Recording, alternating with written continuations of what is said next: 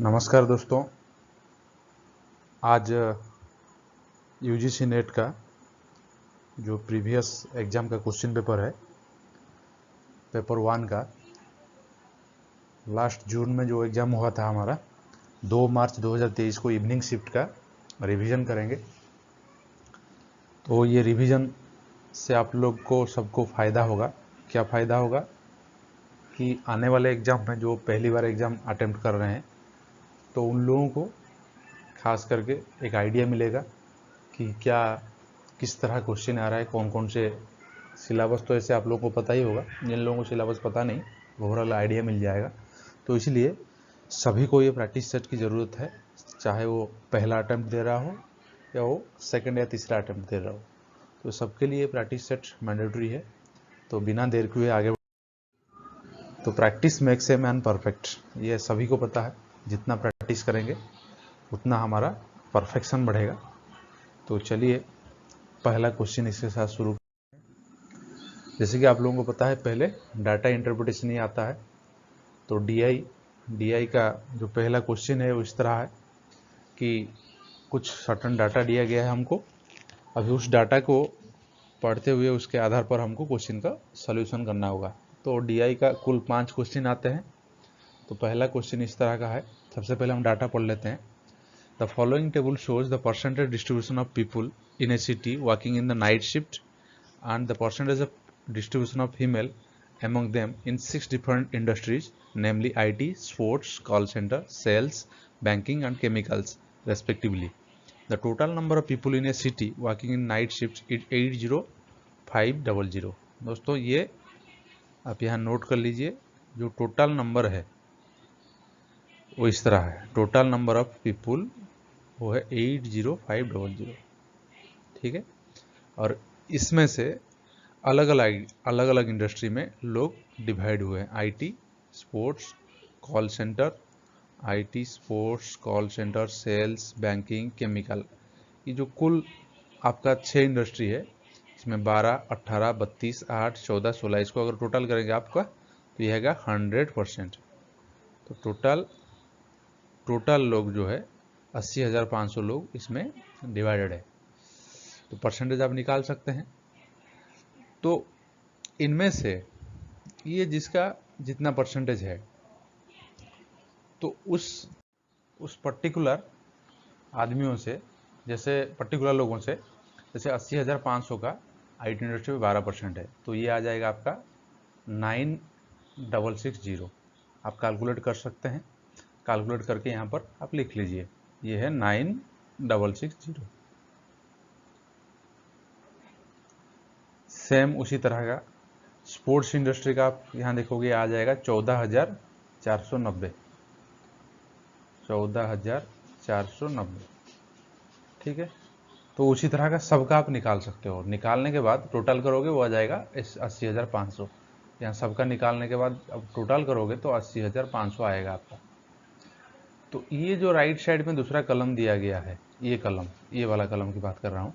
इसमें क्या कह रहा है कि distribution of percentage of females among the people working in the night shift. मतलब नाइट शिफ्ट में इनमें से 9,660 में से 20% नाइट शिफ्ट में काम कर रहे हैं वुमेन, बाकी डे शिफ्ट में। तो 9,660 का अगर 20% आप निकालोगे वो कितना आएगा? 1932। आप इसका कैलकुलेशन करके आप देख सकते हो, चेक कर सकते हो। तो सेम उसी तरह का स्पोर्ट्स इंडस्ट्री का अगर आप देखोगे, ठीक है, स्पोर्ट्स इंडस्ट्री का आपका आ जाएगा 2898, ठीक है। आप हर इंडस्ट्री का कैलकुलेशन करके यहाँ पर लिख लोगे तो आपको क्या होगा, बाकी क्वेश्चन का आंसर देने में भी आसान होगा। तो इसलिए आप सभी ध्यान देंगे कि ये जो डाटा है परसेंटेज में दिया गया उसका एग्जैक्ट नंबर आपको निकाल देना है। अभी देखते हैं क्वेश्चन क्या है। What is the ratio of the number of males to the number of females.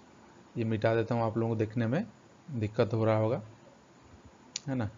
ये मिटा देता हूँ। तो ये क्वेश्चन पूछा हुआ है हमको, what is the ratio of the number of males to the number of females. Male कितने और फीमेल कितने, उनका रेशियो क्या है। Working in the night shift from the call centre industry. इस इंडस्ट्री की बात कर रहा है, कॉल सेंटर इंडस्ट्री की। तो मेल कितना और फीमेल कितना है। तो सबसे पहले टोटल पॉपुलेशन कितना है हम जान लेते हैं। 80,500 का अगर 32% आप निकालोगे कॉल सेंटर वाला, तो ये आएगा आपका 25,760। 25760।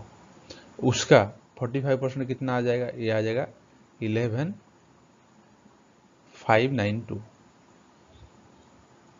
ठीक है, टोटल लोग इतना था 25,760, उसमें से महिला जो नाइट शिफ्ट में काम कर रही है वो 11,590।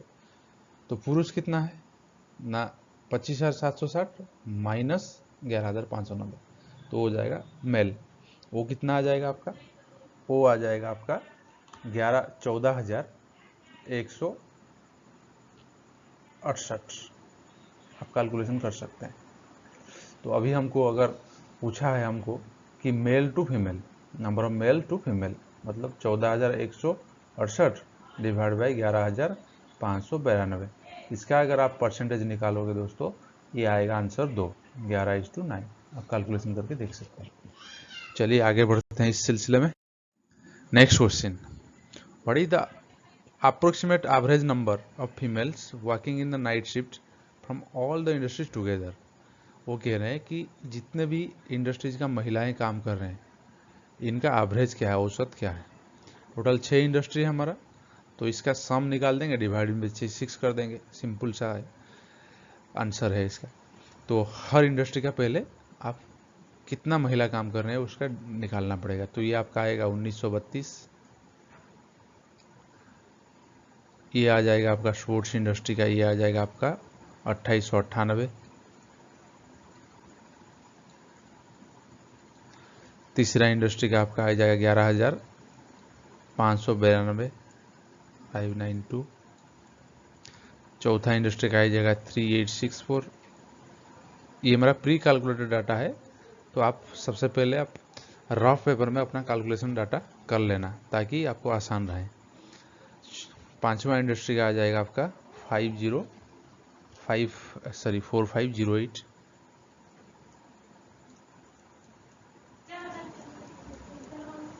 सिक्स्थ इंडस्ट्री का आ जाएगा आपका 1932। तो इसका पहले सम निकालोगे, सबका सम आ जाएगा आपका कितना, 26726। तो ये हो गया सम। तो एवरेज के लिए सम डिवाइडेड बाई 6, 1 2 3 4 5 6 इंडस्ट्री है, कुछ 6 में अगर डिवाइड करोगे तो आपका जो एवरेज है वो आ जाएगा 4454। ठीक है। Next question, what is the total number of mails working in the night shift from all the industries together. Female का अभी हम निकाले थे, यहाँ पर फिगर सबका 1 1 2 2 सब लिखे थे, और टोटल जो है 80,500 का भी हम पहला क्वेश्चन में लिखे थे। तो ये दोनों में अगर डिफरेंस आप निकाल दोगे, टोटल पॉपुलेशन माइनस ये हर इंडस्ट्री का फीमेल पॉपुलेशन, अगर माइनस कर दोगे तो आपका आ जाएगा हर इंडस्ट्री में मेल कितने काम कर रहे हैं। ठीक है ना। तो मेल अगर निकालेंगे तो आपका पहला इंडस्ट्री का मेल आएगा 7728। सेकेंड इंडस्ट्री का मेल आ जाएगा आपका 11592। तीसरा इंडस्ट्री का मेल आ जाएगा आपका 14168। चौथा इंडस्ट्री का आ जाएगा 2576।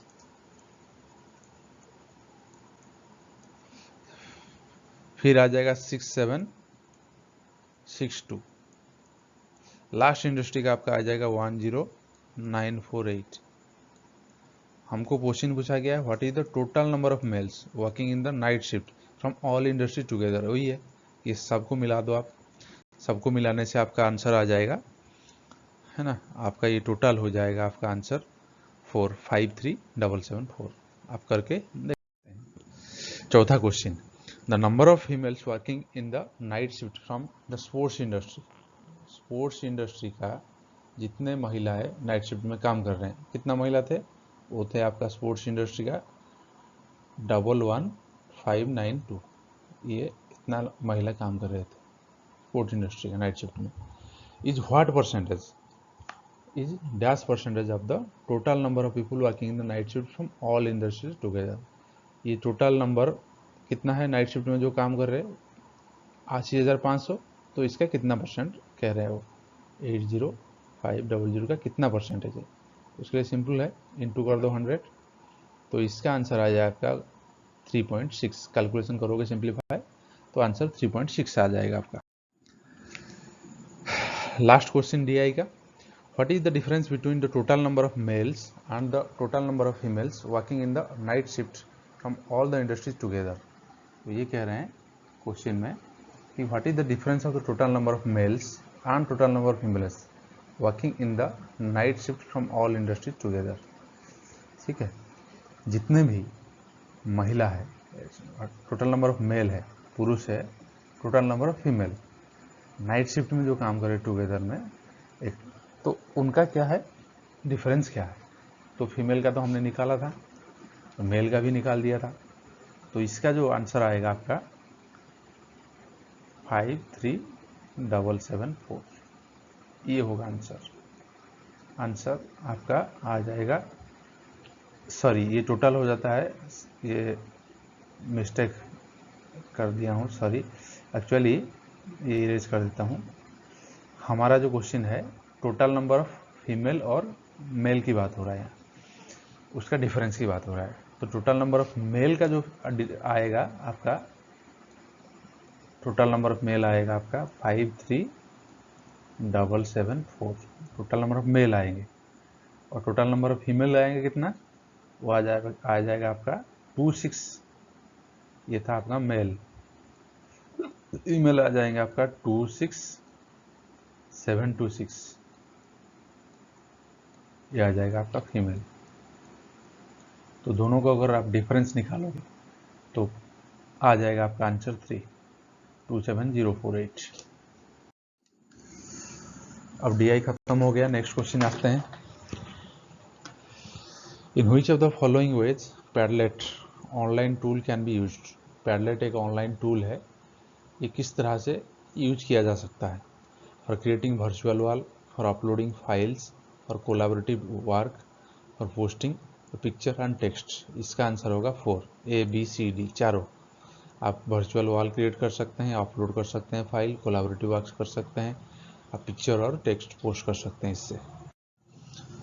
दो स्टेटमेंट दिया गया है 1 और 2। अब इनका ट्रूथ और फॉल्स जो है करेक्ट और इनकरेक्टनेस टेस्ट करेंगे। GSAT-30 satellite is used by Swayamprabha for the programme telecast on DTH channel. इसमें जो है स्टेटमेंट 1 जो है ये गलत होगा। स्टेटमेंट 2 जो है the programmes of Swayamprabha are available on 24/7 basis, सही है, तो ये आंसर होगा 4। Next, which period of learning shows no improvement in learning curve. Learning curve में कौन सा पीरियड जो है कोई भी इम्प्रूवमेंट शो नहीं करता है, ये होगा प्लेक्टिव period. According to Herbert, arrange the elements of pedagogy of teaching and learning in a sequence। Pedagogy में जहाँ पर चाइल्ड लर्निंग की बात हो रही है, आप लोगों को पता होना चाहिए सबको कि pedagogy means child learning and andragogy means adult learning. तो जो पेडागोजी होता है, तो पेडागोजी में टीचिंग एंड लर्निंग जो है सीक्वेंस क्या है उसका, ABCD दिया गया है, इसका सीक्वेंस क्या रहेगा। इसका आंसर होगा सबसे पहले क्या होगा, प्रिपरेशन।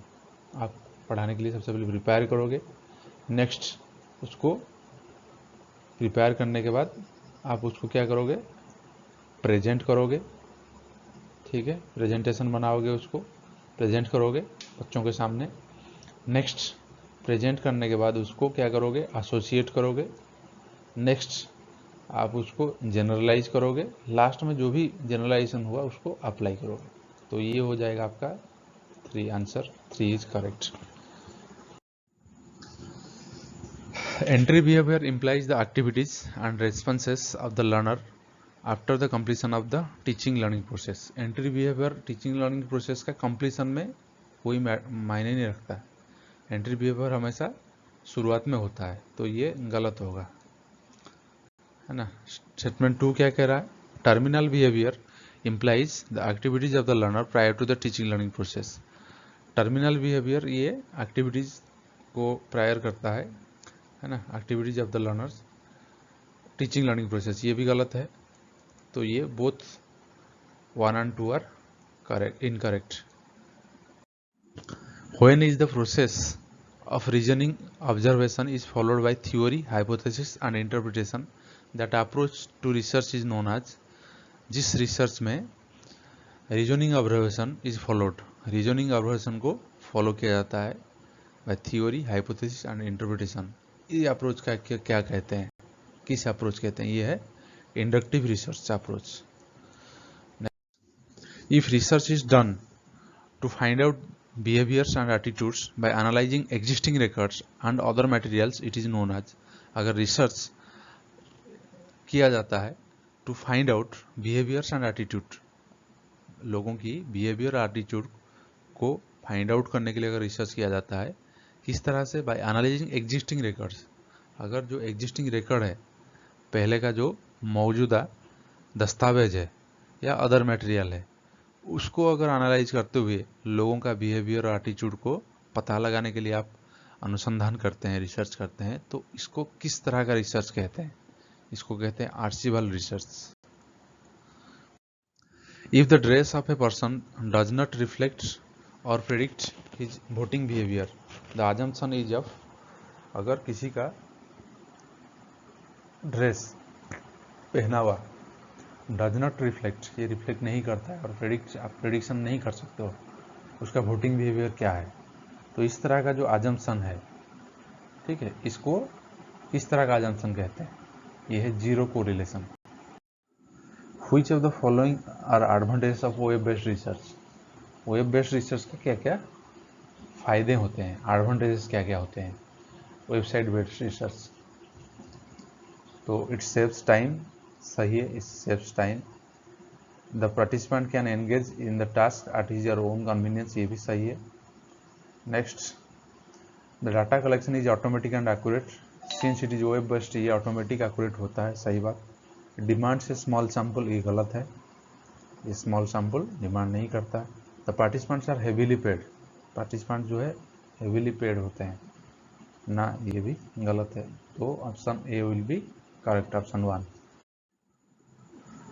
जब भी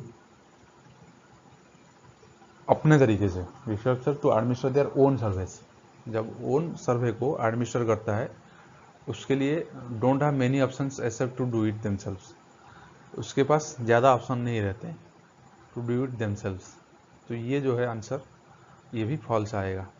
तो पहला ट्रू है, जो पहला स्टेटमेंट है वो ट्रू है, सेकंड वाला false. People perceive the communicated messages according to their official status, cultural values, imagined influences, symmetric groups, ये होगा cultural values.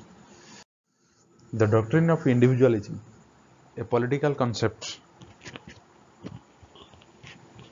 in communication, is identified as a or an formula, ergonomic indicator, institutional background, ideology, ये ideology होगा। The doctrine of individualism, a political concept in communication, is an identified ideology. The behavioristic model of communication asserts that, communication का जो behaviorist model है वो क्या assert करता है?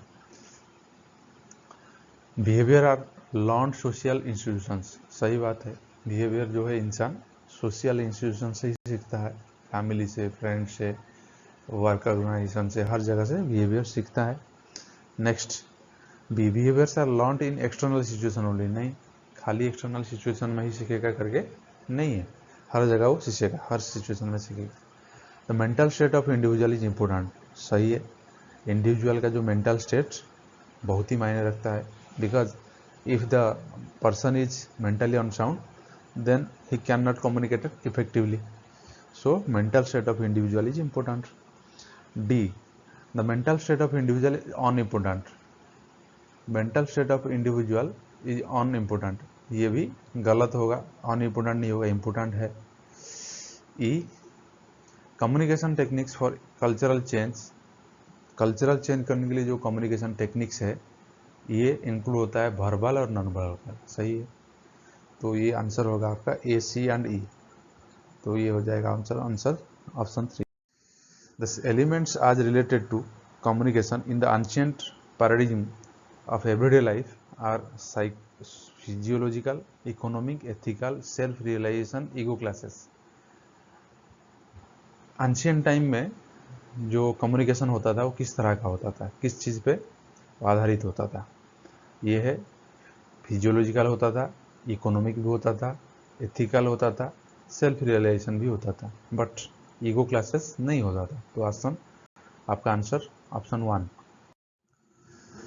By supplying facts and opinions, mass media enable the audience to make decisions. Mass media जो है fact और ओपिनियन को सप्लाई करता है ऑडियंस के पास डिसीजन मेक करने के लिए। ये सही है। Mass media should suppress the facts and opinions in order to influence the government decision. Government का जो डिसीजन है, गवर्नमेंट का जो राय है, उसको दबाव डालने के लिए उस पर मास मीडिया को फैक्ट्स एंड ओपिनियंस, मत और तथ्य के आधार के जो निष्कर्ष है उसको दबाना है, सप्रेस करना है, छुपाना है। ये गलत है। तो आपका जो है स्टेटमेंट 1 ट्रू है, स्टेटमेंट 2 फॉल्स है। तो option 3 will be the answer. A, B, C, D and all are individuals. The details are relationship are given as A is the daughter of B. Diagram कर लेते हैं। A is the daughter of B. Daughter को हमेशा negative, सन को हमेशा positive. Mail को plus sign देंगे, female को माइनस साइन देंगे। यहाँ पर क्या दिया हुआ है, फिर दोबारा हम ड्रा कर लेते हैं। थोड़ा रिलेशनशिप ज़्यादा दिया हुआ है तो यहाँ पर नीचे से ड्रा करते हैं। तो क्वेश्चन दिया गया है A is the daughter of B. A is the daughter of B मतलब बी के नीचे A, B is the daughter. Okay, next B is the son of C. B क्या है, सी का सन है। ठीक है।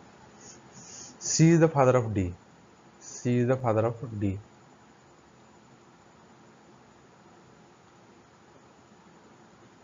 C is the also father of B.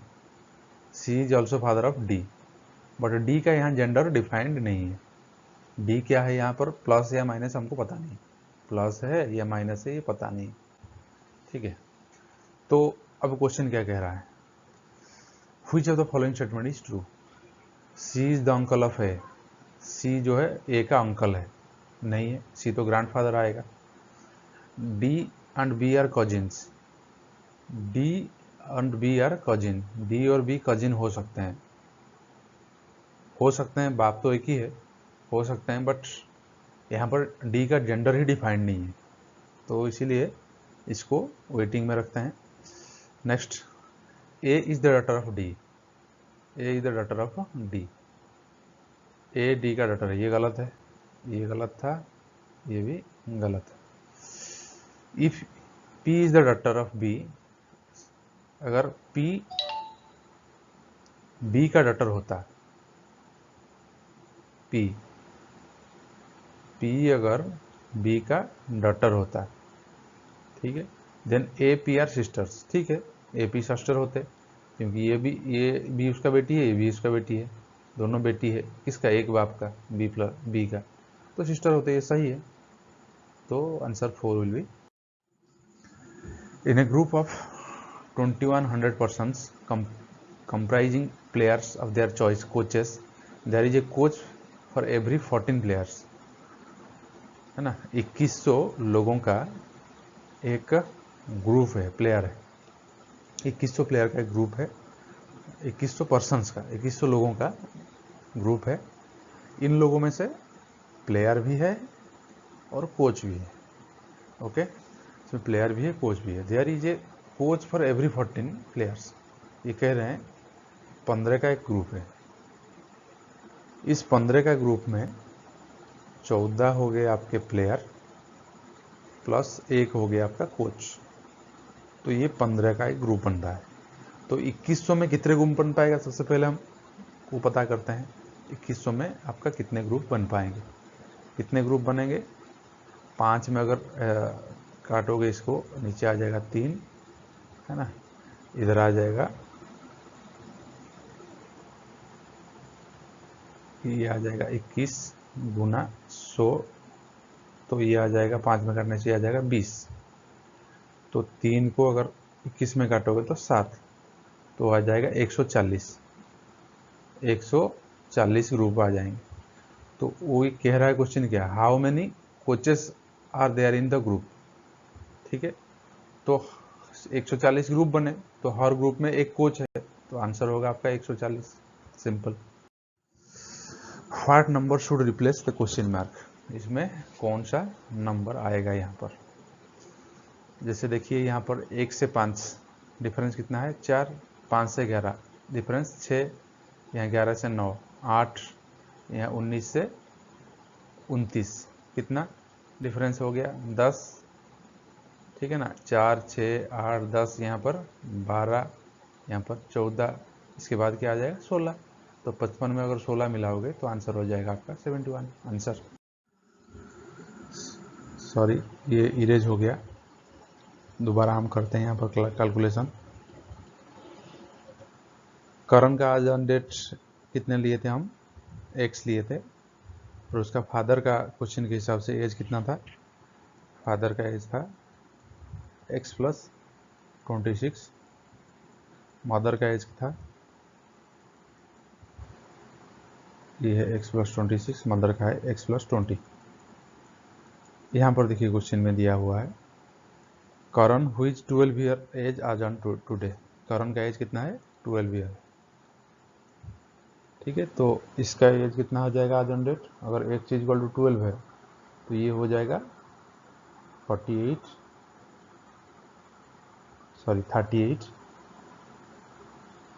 ये हो जाएंगे 38 के,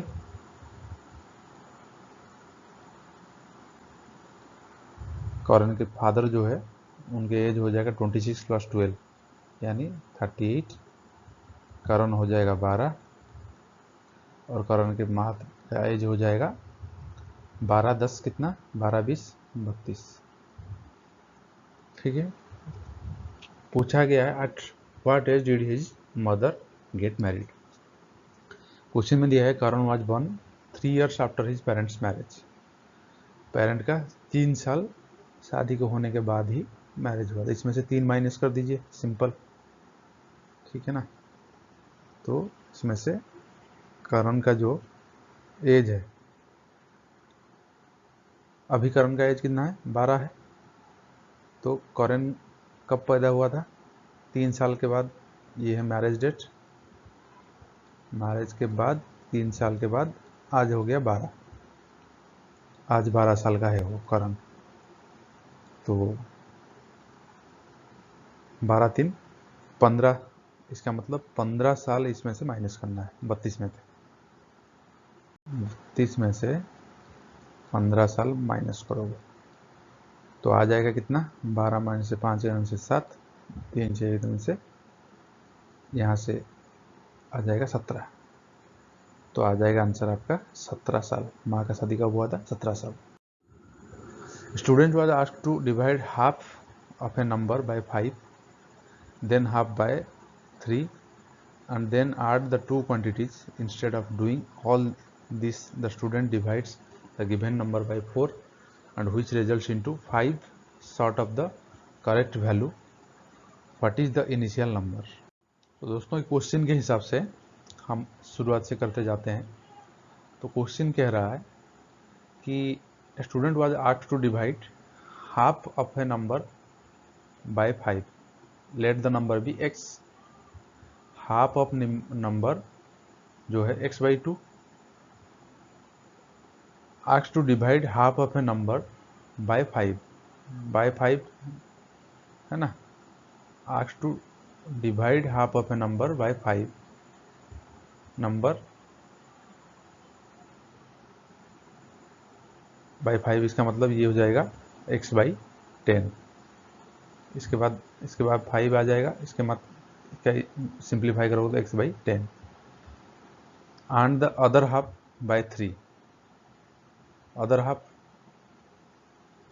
क्या है, x/10 का अदर हाफ क्या होता है ना, x plus x/10, x minus कर दीजिए, है ना। अदर हाफ क्या है, x/2 है। उसका जो x/2 अदर हाफ है उसको कह रहे हैं, इसको क्या करना है, बाय 3, इसको 3 में डिवाइड करेगा। तो आंसर हो जाएगा कितना, x/6, यहाँ 3 कर देने से x/6, ठीक है। Then add the two quantities, ठीक है, ये दोनों क्वांटिटी को ऐड करेंगे, इसको x/10 को प्लस x/6 को।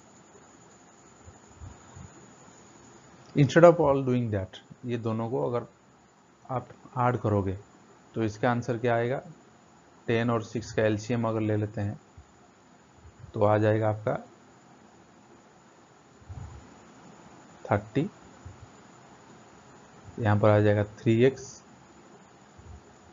प्लस 5x इक्वल टू कितना आ जाएगा, 8x/30, ठीक है। ये आ जाएगा आपका डाटा।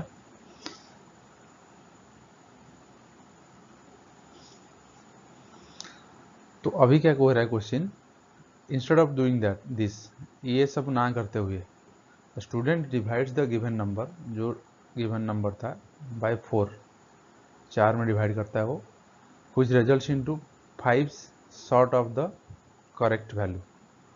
उसमें से क्या हो रहा है ना, x/4 को अगर डिवाइड करता है वो तो 5 शॉर्ट पड़ता है करेक्ट वैल्यू से, ठीक है। तो शॉर्ट करेक्ट वैल्यू जो है ये है करेक्ट वैल्यू, उससे 5 मतलब 5 कम पड़ रहा है। तो 8x/30, ठीक है, कम पड़ रहा है, इससे कम पड़ रहा है x/4 से, मतलब x/4 में आप कितना मिलाओगे, 5 मिलाने से बराबर हो जाएगा, ठीक। तो इसको अगर सिंप्लीफाई करोगे तो आपका आंसर आएगा 300। सिंप्लीफाई करके आप चेक कर सकते। Next, which logical fallacy is committed in the following argument?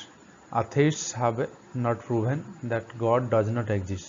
Therefore, we cannot conclude that God exists. इसमें से कौन सा लॉजिकल फैलेसी जो है इसमें कमिट हो रहा है? एक आर्गुमेंट दिया गया है कि atheists have not proven that God does not exist.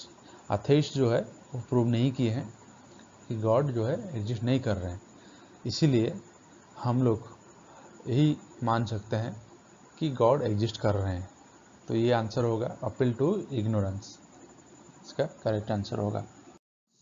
Since all professors are competent, since all professions are competent and no competent people are unpaid underpaid, therefore no professors are underpaid, which formal fallacy is committed. जब सारे professor जो है ना, सारे professor competent है and no competent people are underpaid, that means all professors are fully paid not underpaid, therefore no professors are underpaid। सही बात है, ये कौन सा फैलेसी है, तो ये आ जाएगा आज का अनडिस्ट्रीब्यूटेड मिडिल।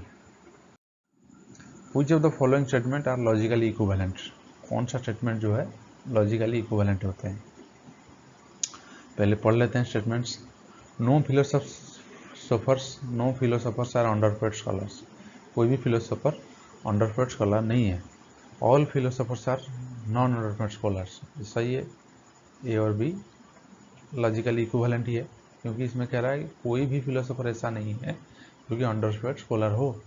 ये कह रहे हैं सारे फिलोसोफर जो है आर नॉन अंडरपेड है, ठीक है, सारे फिलोसोफर जो है वो नॉन अंडरपेड है, ये क्वेश्चन कह रहा है second statement.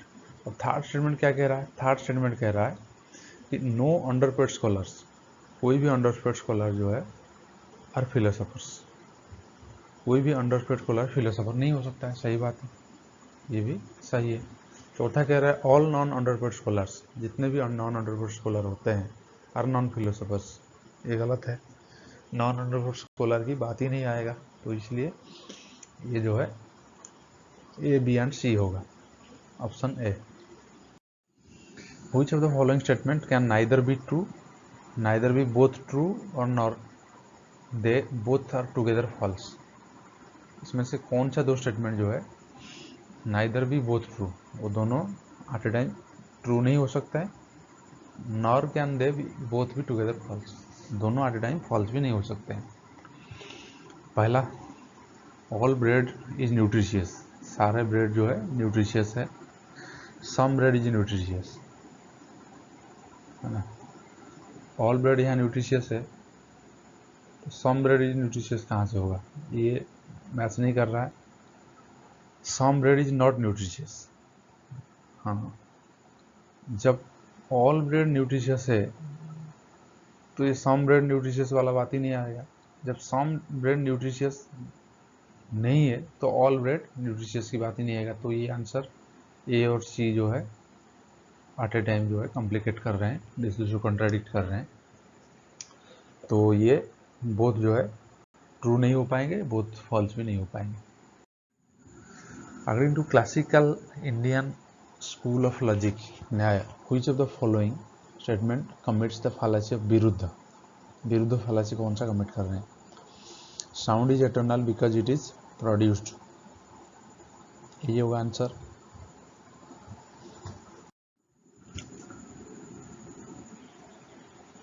ASCII, a character encoding scheme, is an acronym for American Standard Code for Intelligent Information। ये गलत है, इसका फुल फॉर्म है नहीं। 37.25 डेसिमल में, इसको बाइनरी में अगर कन्वर्ट करेंगे तो ये होगा आंसर। इसका कन्वर्ट करके आप देख सकते हैं, सही होगा ये। तो ये answer 1 is false, 2 is true, तो ये होगा आंसर आपका सही। An operating system controls peripherals and provides protection against viruses। Operating system जो है पेरीफेरी को कंट्रोल करता है, पेरिफेरल को, और वायरस को अगेंस्ट में प्रोवाइड करता है, प्रोटेक्शन प्रोवाइड करता है। ये गलत है, ऑपरेटिंग सिस्टम ये सब नहीं करता है, एंटीवायरस सॉफ्टवेयर है नहीं है। In word processing and desktop publishing, word processing और डेस्कटॉप पब्लिशिंग में term portrait and landscape refer to page layout, नहीं, ये तो प्रिंटिंग केस में यूज होता है, पोर्ट्रेट और लेआउट वाला। तो ये स्टेटमेंट 2 भी गलत होगा, तो आंसर होगा 2। In computers which of the following file format contains exclusively text file format, इनमें से कौन सा एक्सक्लूसिवली टेक्स्ट फाइल फॉर्मेट का होते हैं। TXT तो टेक्स्ट फाइल यही है, ठीक है ना। इधर से RTF चले जाओ, RTF ये भी टेक्स्ट फाइल फॉर्मेट है, टेक्स्ट फाइल TF है लास्ट में, देखो। GIF तो नहीं होगा, ठीक है। और CSV फाइल फॉर्मेट है, ये तो डॉक्यूमेंट फॉर्मेट है, ये नहीं होगा। तो आंसर होगा BDE 2।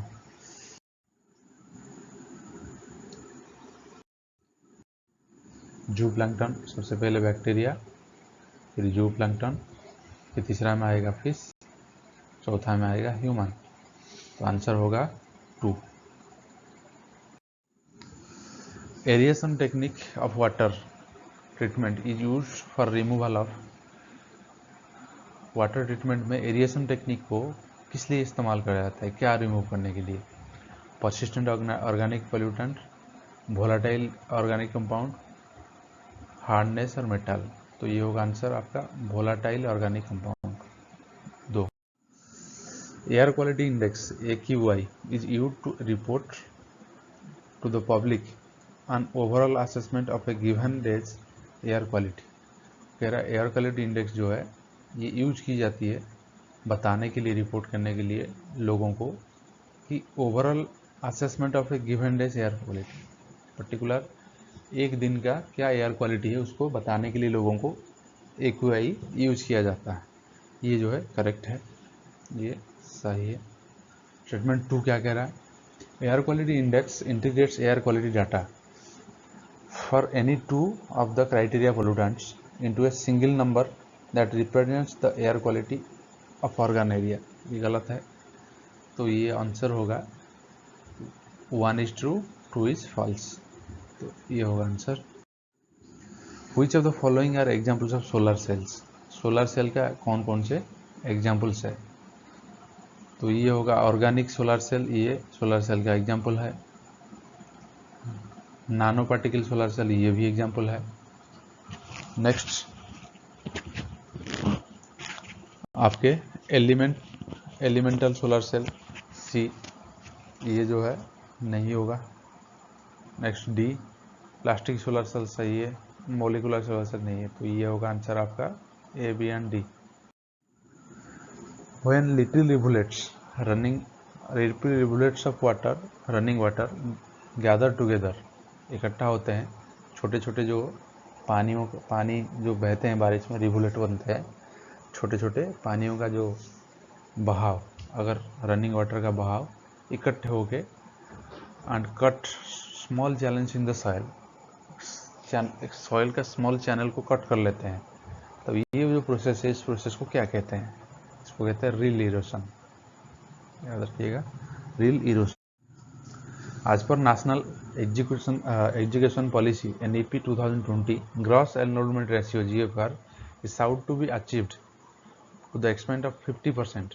जो NEP 2020 है, उसके कहने से कि जो ग्रॉस एनरोलमेंट रेशियो है ऑल ओवर कंट्री में, तो ये 50% हो जाएगा। कब तक? 2035 तक। ये होगा आंसर। The university of Calcutta, Bombay and Madras were to be set up on the model of, जो कलकत्ता, बॉम्बे और मद्रास यूनिवर्सिटीज़ है, इनको किस मॉडल के हिसाब से सेटअप किया जाएगा? ये यूनिवर्सिटी ऑफ लंदन के मॉडल पे सेटअप किया जाने वाला। NITI Aayog is neither a constitution body not a statutory body, है ना। ये एक कॉन्स्टिट्यूशन बॉडी भी नहीं है, स्टैट्यूटरी बॉडी भी नहीं है, ये ट्रू है। NITI Aayog is a policy think tank for government of India, सही है। इसको नीति आयोग का रिस्पॉन्सिबिलिटी है पूरे कंट्री में जो डेवलपमेंटल प्रोसेस है, डेवलपमेंटल एक्टिविटीज है, उसको पॉलिसी फ्रेम करना और रेगुलेट करना इसका काम है, तो इसलिए ये सही रहेगा। Both statement 1 and 2 are correct होगा, आंसर यही होगा 1। UGC care list 1 includes journal found qualified through care protocols. UGC care जो लिस्ट 1 है, उसमें इंक्लूड किया जाता है जर्नल को जो क्वालिफाइड थ्रू केयर प्रोटोकॉल, जो जर्नल क्वालिफाइड की जाती है केयर प्रोटोकॉल के तहत, वो लिस्ट 1 में इंक्लूड होते हैं। लिस्ट 2 में क्या include? Journals indexed in global recognised databases. Care list 2 में वो इंक्लूड होते हैं जो जर्नल इंडेक्स की जाती है ग्लोबली रिकॉग्नाइज्ड डाटाबेस में, जो भी इंडेक्स की जाती है, तो उनको केयर लिस्ट 2 में इंक्लूड किया जाता है। इसका आंसर होगा both 1 and 2 are true. Which of the following are logical step for an instruction design system under massive open online course? MOOC में कौन से लॉजिकल स्टेप्स है इंस्ट्रक्शन डिजाइन सिस्टम के लिए? लॉजिकल स्टेप क्या क्या है? आंसर इसका 2, B, C एंड D। क्या क्या है देखते हैं। Need analysis, next content analysis, B हो गया आपका लर्नर एनालिसिस। सही है, पहले नीड को एनालाइज किया जाएगा, नेक्स्ट कंटेंट को एनालाइज करके कंटेंट डेवलप किया जाएगा, नेक्स्ट लर्नर को एनालाइज किया जाएगा। ठीक है, तो ये हो गया उसका आंसर 2। अब लास्ट 5 क्वेश्चन है। लास्ट 5 क्वेश्चन में जैसे कि आपका पहले DI रहता है, लास्ट 5 क्वेश्चन जो है पेपर 1 में पैसेज रहता है। पैसेज को पढ़ना होगा और उसी हिसाब से हमको उसका आंसर देना होगा। तो पहला पैसेज को हम पढ़ लेते हैं, फिर उसका आंसर देंगे। तो पैसेज पढ़ते हैं, पहले रीड आउट करते हैं बढ़िया से। यहाँ पर हिंदी और इंग्लिश का दिया गया है, तो बोथ लैंग्वेज हम यूज़ कर सकते हैं। पहले पढ़ते हैं इंग्लिश में। The global financial crisis that began in 2008 hit Europe almost immediately with a major debt crisis. Borrowers in a number of Eurozone countries had built up large debts and appeared to be unable to service them. The 4 principal Eurozone debtors were Greece, Ireland, Portugal and Spain. In Spain and Ireland, households had borrowed heavily to finance a major housing and construction boom. When housing prices collapsed, the two national governments started borrowing heavily from abroad to finance national bank bailouts and to stimulate their economies.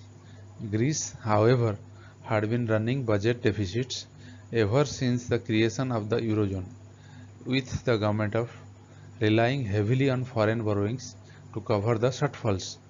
Portugal was somewhere in between. Both households and the government had been borrowing heavily. The difficulties of the Eurozone debtors were not just a problem for them, since major northern European financial institutions and investors were the one that had made most of these loans. If the debtors defaulted, trillions of dollars in loans on the books of northern European banks, investors and pension funds would go bad. The weight of so many bad loans and investments endangered the very integrity of the financial systems of even the richest European countries, especially Germany and France. The sovereign debt crisis threatened both the sovereign debtors and their creditors and in fact the entire European economy. तो अभी इसको read out कर लिए. अभी question के answer करते वक्त answer ढूंढने के लिए इसको दोबारा रीड आउट करना होगा. तो इसीलिए एक एक क्वेश्चन पढ़ते हैं, इसका आंसर निकालते हैं. पहला question, which countries among the following had very high household borrowing? इनमें से कौन सा कंट्री जो है ज़्यादा से ज़्यादा हाउस होल्ड बोरोइंग किए थे? Portugal, Ireland, Greece, Spain. तो ग्रीस जो है नहीं किया था इतना, और बाकी पोर्तुगाल, आयरलैंड, स्पेन ये लोग किए थे. तो ये इसका आंसर होगा A, B and D, 4. Next question है, दो स्टेटमेंट दिया गया है, उनको एक्सेस करना होगा कौन सा सही गलत. पहला, द डेब्ट crisis did not affect the richest European countries. The डेब्ट क्राइसिस जो है ये अफेक्ट नहीं करता था रिचेस्ट यूरोपियन कंट्रीज को. ये गलत है, सबको अफेक्ट किया हुआ था. द डेब्ट क्राइसिस थ्रेटेंड ओनली डेब्टर्स, नहीं ओनली डेब्टर को थ्रेटन नहीं किया था बल्कि फुल इकोनॉमी को थ्रेट किया था. तो ये ऑप्शन जो है 2 जो है होगा इसका correct answer. Next, which countries among the following were the main eurozone debtors in 2008? 2008 में यूरोजोन डेब्टर जो है मेन कौन कौन थे? तो इसका आंसर होगा स्पेन, ग्रीस और पोर्तुगाल. ठीक है, बी, डी एंड ई. दो स्टेटमेंट दी गई है. In 2008 eurozone was quite susceptible to the global financial crisis. ये असर्शन है, ये ठीक है, सही है. इसका रीजन क्या है ना? Reason, the global financial crisis is immediately led to a major डेब्ट क्राइसिस इन यूरोप. सही है, इसका रीजन भी सही है. असर्शन और रीजन जो है सही है. ऑप्शन ए जो है 1 जो है करेक्ट है. Last question, failure on part of the debtors to pay loans would have risked. जो डेब्टर है अगर वो फेल करते हैं लोन को पे करने के लिए, तब उनको क्या क्या रिस्क दे वुड हैव, क्या क्या रिस्क हो सकते थे? पहला, पेंशन फंड रिस्क हो सकते थे, इन्वेस्टर्स रिस्क हो सकते थे. कौन कौन रिस्क के दायरे में आ सकते थे? नॉर्थ यूरोपियन बैंक्स भी आ सकते थे. तो ये तीनों जो है आ सकते थे. ठीक है ना? तो अगर डेब्टर जो है लोन पे नहीं करते हैं तो ये तीनों रिस्क में आ सकते हैं, पेंशन फंड, इन्वेस्टर और बैंक्स. तो इसका आंसर होगा 4, ए, बी एंड सी. तो दोस्तों यहीं पर ख़त्म होता है टेस्ट आज का. तो आप लोग को रिक्वेस्ट है कि ये प्रैक्टिस सेशन कैसा लगा आप लोग कमेंट करके ज़रूर बताएं, और क्या क्या इम्प्रूवमेंट्स हो सकते हैं वो भी बताना, ताकि मैं और प्रैक्टिस सेट्स हम सब लोगों के लिए अपलोड करूँगा प्रैक्टिस सेट बनाते हुए. तो आप सब से रिक्वेस्ट है, इसको पूरा देखें और इसका लाभ उठाएं। साथ ही साथ कमेंट कीजिए और बाकी लोगों को भी सजेस्ट कीजिए इसमें जुड़ने के लिए और देखने के लिए। Thank you.